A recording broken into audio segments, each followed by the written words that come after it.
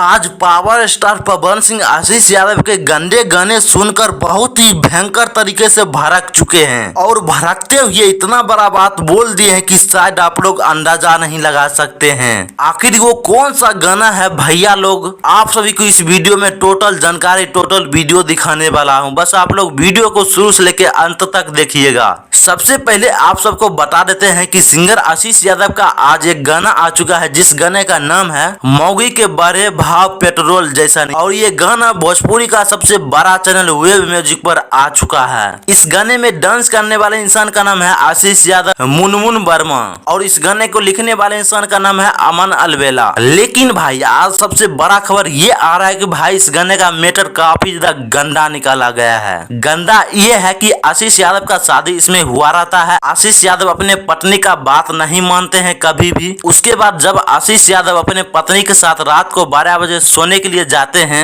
उसका कहीं न कहीं भाव बढ़ा रहता है। भाव तो बढ़ेगा ही क्योंकि आशीष यादव उससे बात नहीं कर रहे थे। उसके बाद आशीष यादव बोलते हैं कि मौगी के बढ़े भाव पेट्रोल जैसन। अब आप ही लोग बताइए कि ये गाना का मैटर कैसा है। इसलिए आज पावर स्टार पवन सिंह बोले, साले कुत्ते तुम कितना घटिया इंसान हो, कितना ज्यादा गंदा गाना निकालते हो, हम तुम्हारे बारे में ऐसा सोचे भी नहीं थे। ऐसे दोस्तों आपकी क्या प्रक्रिया है, आप सभी जरूर कमेंट बॉक्स में बताइएगा।